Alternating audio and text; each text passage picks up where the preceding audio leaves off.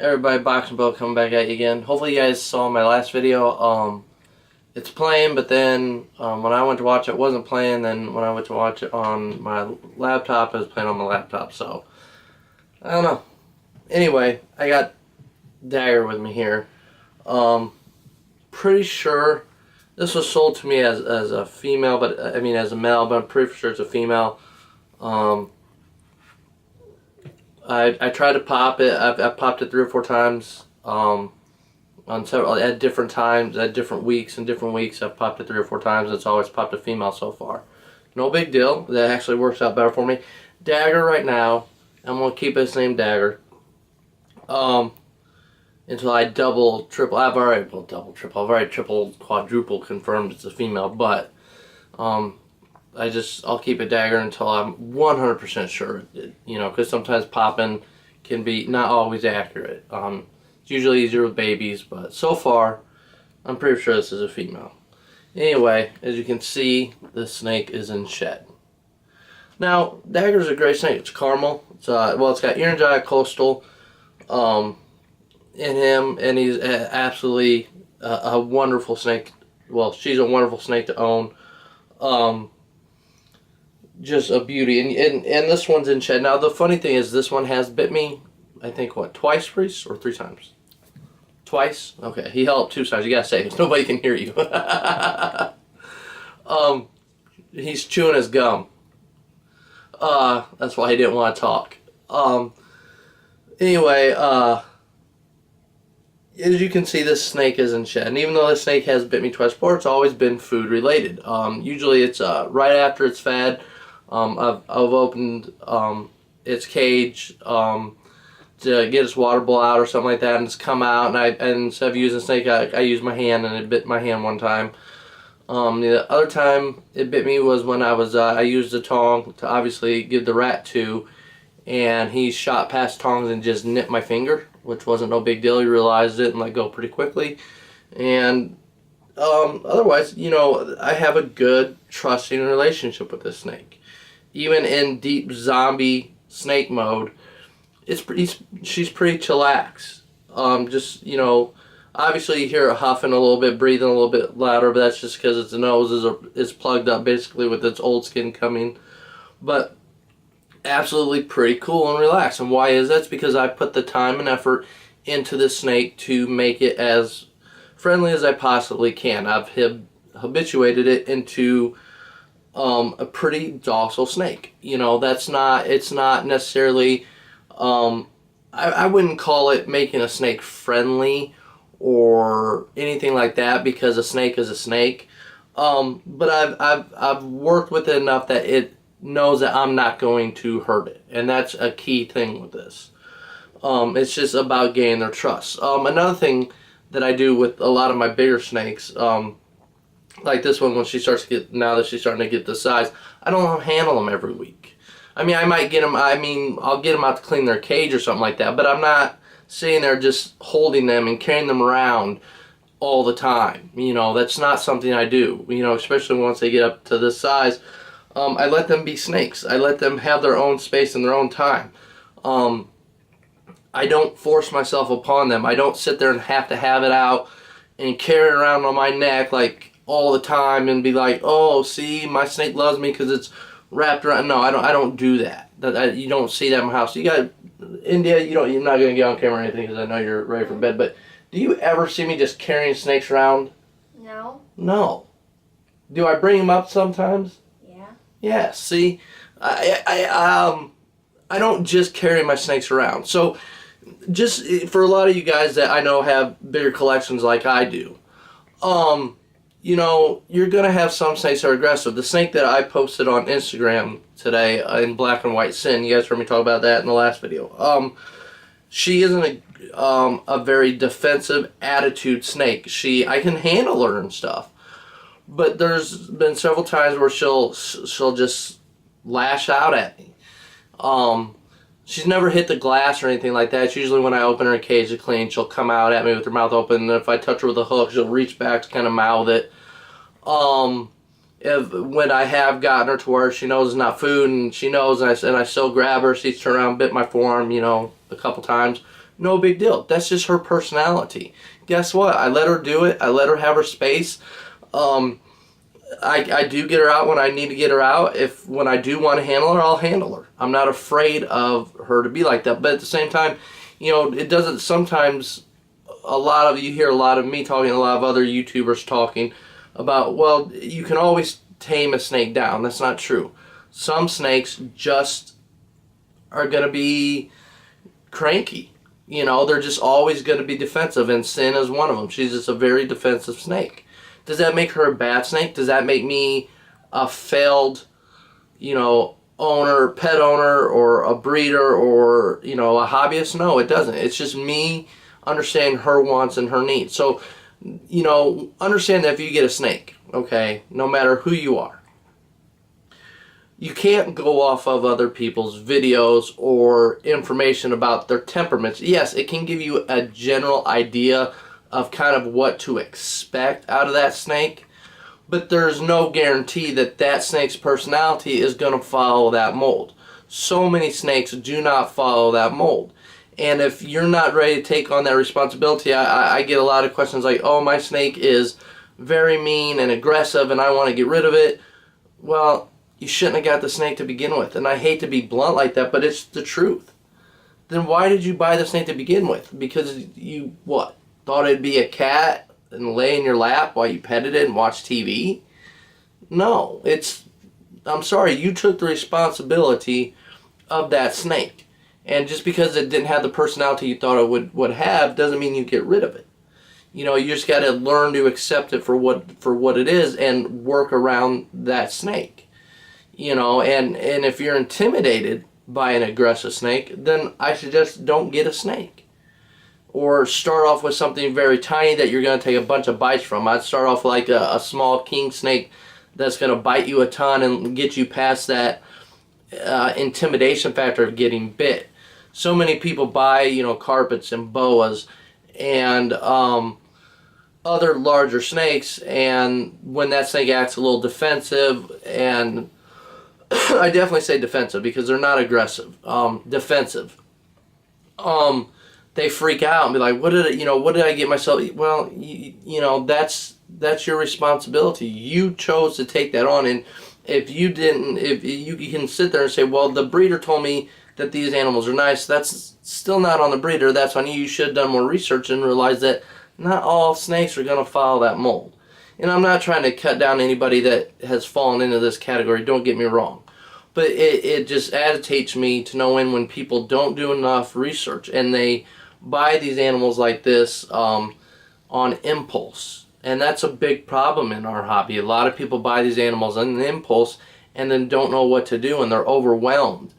And they just like, I got the snake that now it needs jumbo rats. It started off on rat pinkies or something. Now it needs jumbo rats. And they're talking about the expense of that. And then they're talking about, oh, I need this larger cage. What, when I got it, like when I got her or him, her, you're talking this long. You know what I mean? Well, maybe a little longer than that. But, it wasn't really big. Oh, I hear you. It wasn't really that big. And then it's gotten bigger. Now, this snake won't ever need a huge cage or anything like that. It does fine in my 3-foot Proline setups. It won't need anything bigger than that. Honestly, it probably honestly won't.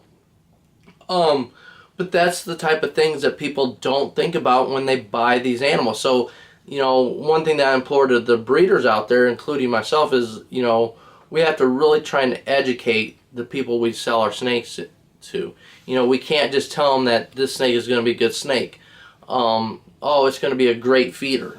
Because sometimes, one thing that does happen when you ship a snake, sometimes they'll go off food. And, the best thing we do is try and help educate them on what to do to get through it and understand that, as long like a snake like her, that's got good size, she's healthy, she's not overweight, not fat, or anything like that, just a good girthness, and she's gonna get bigger. She'll get more thicker as she gets older and stuff. If she decides to go off food for 6 months, I'll wait her out. I'll try her every week or every 2 to 3 weeks until she gets going back on food. But if she doesn't, I am not going to be concerned for probably at least 6 months until I notice a drastic weight loss. As long as her urates are, as long as she's still drinking and having urates, not dehydrated, still acting normal, not acting lethargic or anything like that, has good tongue flickering, good eye color, the pupils dilate and they focus and stuff like that. Those are all things you got to pay attention to in your snake. As long as she's not having any kinking in her back or tail, or there's no large lumps or anything like that, and she's choosing to go off of food, then I'm going to respect her on that and realize that's just part of her cycle. And I've talked about this before. That's why it's so important to keep records. So if it does happen, you can write when she went off food, when she got back on food, what she took finally for you, and then if it happens again, you're much more aware. And I just can't stress that enough about record keeping. And also when for me, like, I get asked a lot, are carpet pythons good for a snake? And I honestly a lot of times don't know how to answer that. And I get asked that too about boas. The truth is I don't know really how to answer that because I'm not you and you're not me. I can give you my take on a carpet python and a boa from, past breedings, litters, clutches I've had, dealings I've had with all my snakes, my collection, my personal things. But the truth is, how am I to sit there and say that a boa the carpet is a good first snake for you? Because I don't know your personality. I don't know who you are.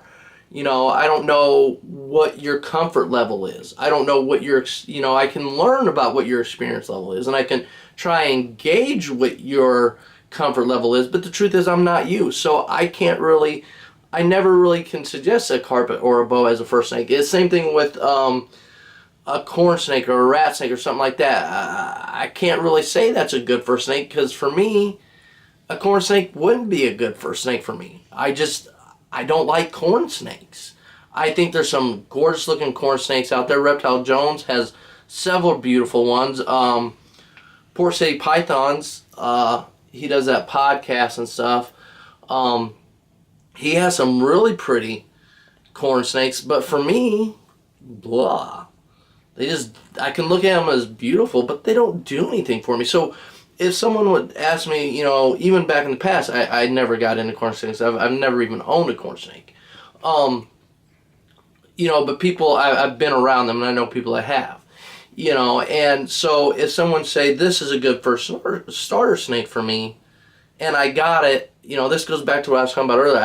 I'd be kind of disappointed in my collection. I'd be like, okay, I got this thing that's basically really beautiful, but the size of a worm.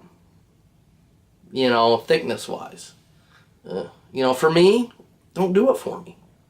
But that don't mean that my daughter India up here, she could get into, and I'm pointing her up here, she's up in her bed reading. That don't mean that when she gets older, a little bit older, or next month, or in a year from now, or when she moves out of this house, you better never ever move out of this house and get married because I'll murder the man you marry. Just kidding. No, I'm not.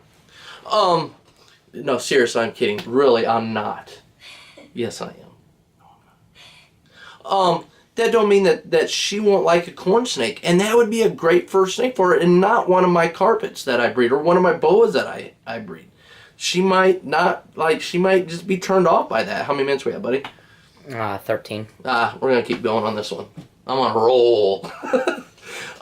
But that might be a good first snake for her, and it would work. And I know a lot of, people say a ball python's a good snake. And I love ball pythons. Do I think they're good first snake? I don't know. You got to take into, like any snake, what are the pros and cons?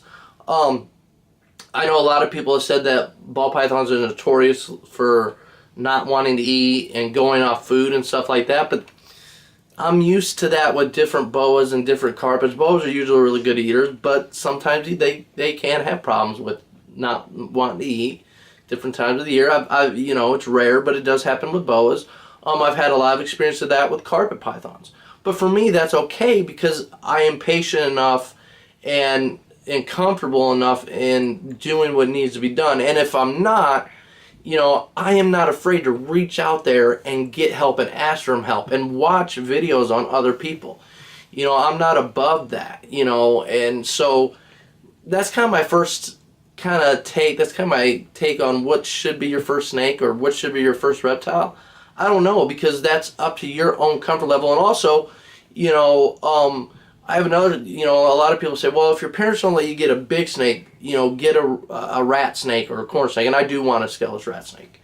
But you know, people say get a corn snake. Then, you know, you can warm your parents up to. That's a great suggestion, but it's not a suggestion I would recommend to people, and this is why. Because if you ever get a man brought over here, I will, just tell me. Joking. Not. You know, if I got a corn snake, because my mom says, oh, you can't have a ball python or a boa, and you can't have a boa constrictor, you can't have a ball python, you can't have a carpet, you can't have, you know, a rat snake, but you can get a corn snake. As a kid, I'm sure I'd be like, okay, I'll get a corn snake, but I wouldn't. I would tell, if I could, I would tell myself no. You know, if I could get past that excitement. This is where I'm talking about impulse, okay? Because that's not the snake I truly wanted. I wanted this pied ball python. But my mom said no, but she said yes to a corn snake, so I'm gonna settle on corn snake and hope that she will get over her fears of snakes and then let me get what I originally wanted. So then what happens if you do get what you originally wanted? What's gonna happen to that corn snake then? Is that corn snake or that first snake you get gonna be thrown away because you finally got what you wanted? Or are you gonna be truly satisfied with settling for something else of what you really want instead of waiting? And I know that's hard for a lot of my younger viewers and stuff to understand about waiting. But patience is truly a virtue. You know, and I didn't have a lot of patience growing up. Luckily, my mom, you know, she didn't care. My first snake was an albino Burmese python. You know, she was like, whatever. You know, I had Daewoo and Brazilian short-tailed possums and groundhogs. I had one groundhog and a bunch of prairie dogs. I've had two prairie dogs. I've had just, you name it, I pretty much had it. And it always still came back to snakes and stuff like that. You know, so you can't just go and get something you're not really into. You have to be ready. It's just like tarantulas for me, okay? I had a real good tarantula fear. I wouldn't call it arachnophobia, so to speak, because I could be in a room with a tarantula and I could look at people's tarantula and I could even hold a tarantula, but I was scared of a tarantula. You know what I mean? I'd get on my hand, I'd be like, oh, don't bite me, don't bite me, don't bite me, don't bite me, don't bite me. Oh, please don't bite me. You know, I was scared of them. Then my daughter, you guys know, got into them, and then my good friend Michael Davis, he just talked me through it after I got my first one, did everything completely wrong. Then Michael Davis came along and helped me set straight, and then watching Eerie Arachnids videos and stuff like that have really helped me out, and Greg Rice, you know, a lot of the guys you know, have really come along and helped me out, and I love tarantulas, but if I would have been told, Jay, you can't have a snake, but you can have this tarantula, and I went ahead and bought that tarantula, me and that tarantula would not have a good relationship, because that's what I really wanted at first. And it's not that I couldn't own it, it was just like, you know, now I'm 37, I'll be 38 in May. I love tarantulas, and I would love to own more. I have 27 now and hope to add more to my collection, you know, in the springtime. You know, but if I would have been forced that upon me, because that would be my only option of owning like an exotic pet or something like that, I would never have been happy, and I would have resented tarantulas my whole life. So don't make that mistake and jump into something you're not ready for. You know, just be patient. Take your time. If you have to wait until you move out of your parents' house, then you have to wait until you move out of your parents' house. You know, that's okay. In the meantime, what can you do? Well, you can do reading. Like, I don't know where India put it at. Oh, that's in my bookcase now, ain't it, India? Mm-hmm. Yeah, okay. We used to keep them right here, but now that's in my bookcase. I forgot we moved everything to my bookshelf. Because I got a ton of snake books. I got a tarantula book from Michael Davis, The Tarantula Keeper's Guide, which is wonderful. But I got a bunch of old time, you know, snake books and just different things like that. You know, so in the meantime, you know, don't just watch YouTube videos. Obviously, watch YouTube to check out snakes and see what people are doing and stuff like that. But don't forget to read. Do lots of research until you can own the snake that you really, really, really want to own. You know, do a ton of research. Read. I don't care if the book is 20 years old and way past what it should be. What are you doing? I feel like going back there looking. You know, there's some outdated information in some of these books, but that's okay. Read these books. Learn from these books. Get on the internet.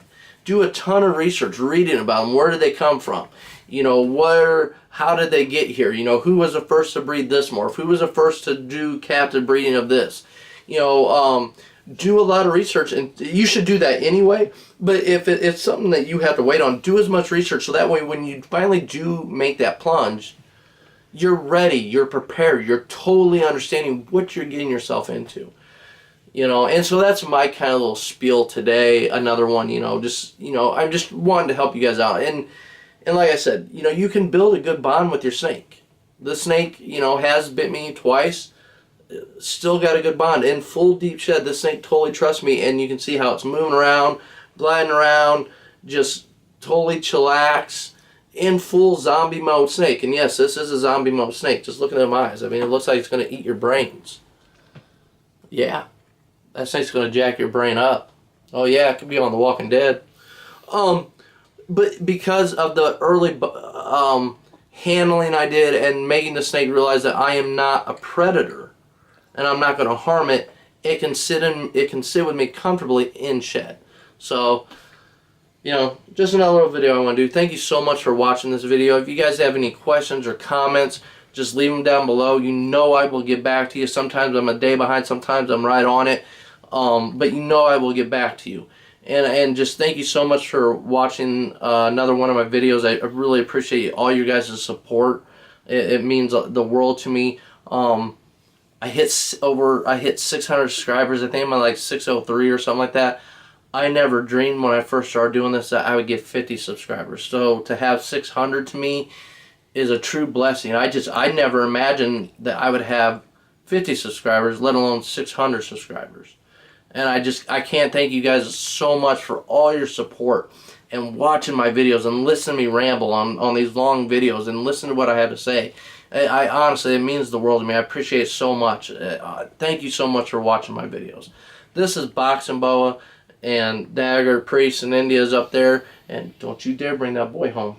Thank you so much for watching my videos. Please like, click, share, and subscribe. As always, have a blessed day. Peace.